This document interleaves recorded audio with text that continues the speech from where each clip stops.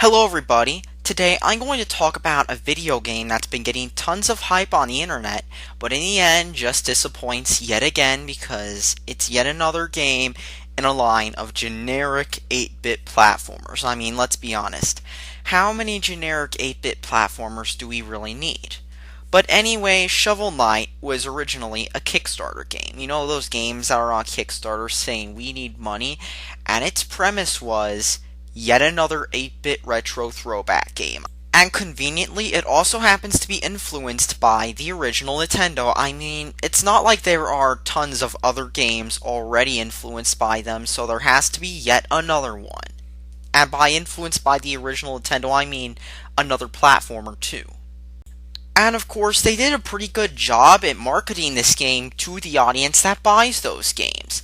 Not only did they have both two major Let's Players, two friends play, and Game Grumps have playthroughs of demos of this game, but one of the marketing gimmicks used in the Kickstarter was that this game is going to be available on the Wii U, 3DS, and PC.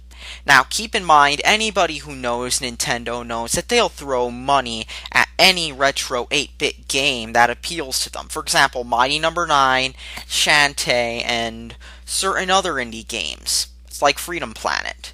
But anyways, as we all know with this game got a ton of Kickstarter money because everybody knows on Kickstarter that if you make your game as retro as possible and appeal to the right people, it will be popular on Kickstarter. So, this game is out now, and how is this game? Well, it's getting tons of hype, so it must be good, right?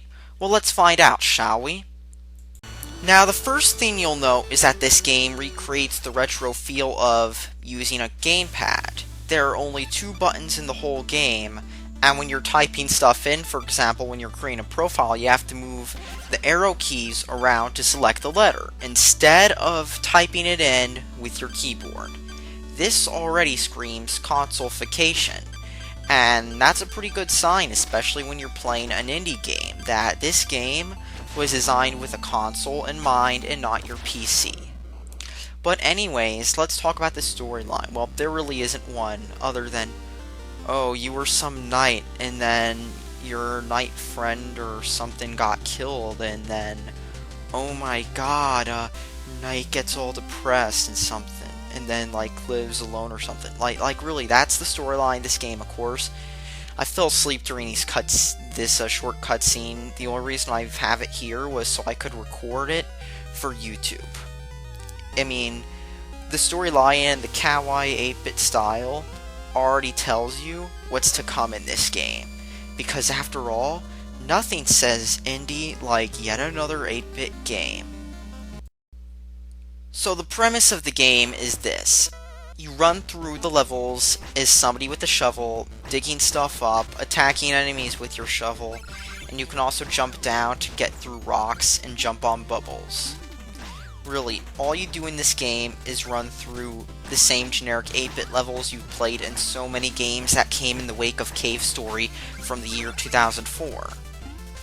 And really, that's about it. All you do is, like I said, run through the levels and collect the gems. It's nothing really entertaining, and it's kind of a boring game, actually. I mean, this game has nothing to hook you in. I mean, unlike many games that try to get you interested in playing, this game doesn't have any of that. It just feels bland.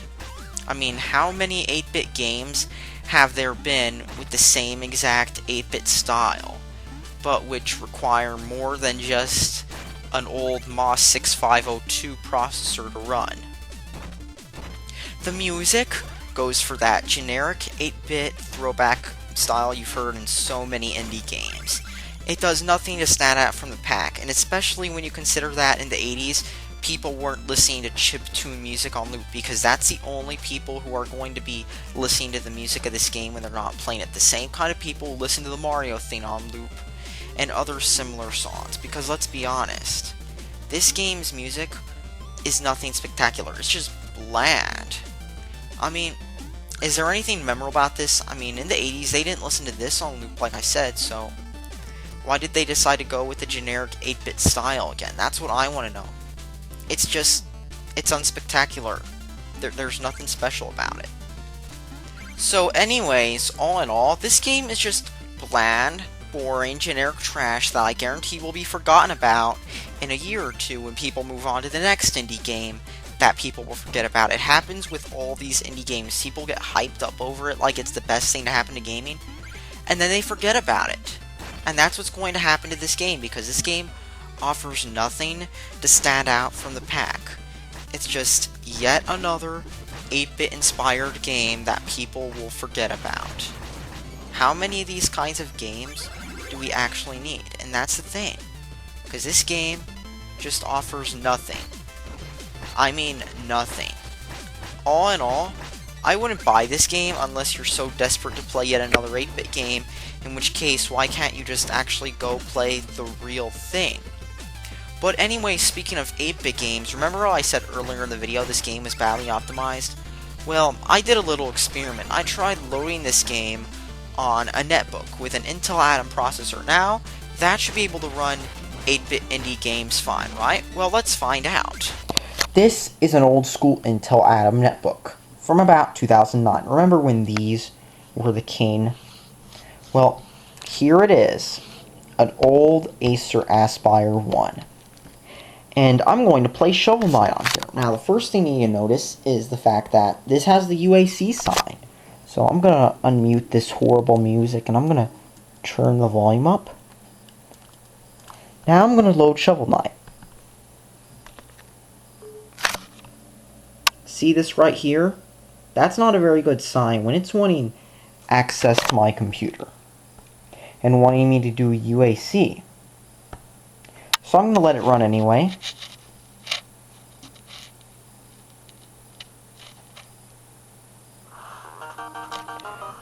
So I'm going to try to skip this, and as you can see, I'm going to hit start game. Look how it's running slowly.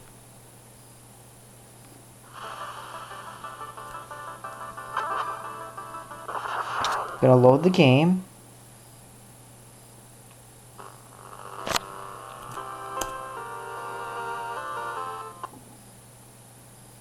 Look at this nice frame rate, people. This is how well 8-bit games run on low-end hardware. I mean, you gotta love this. Just look how slow this is. It's like I'm playing a Flash game on here. And all that says is that the optimization for this game is so good that it's not even running right on this netbook. And look, I'm being even more generous than I was for Freedom Planet by running this on something made from, I think, the last 5 or 6 years.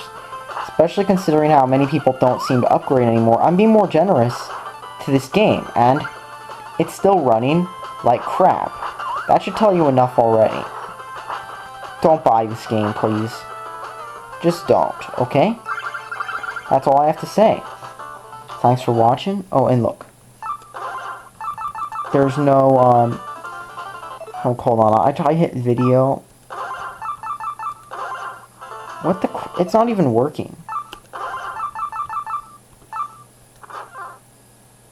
Let me go to video. Okay, look at this. This is the only option I can choose.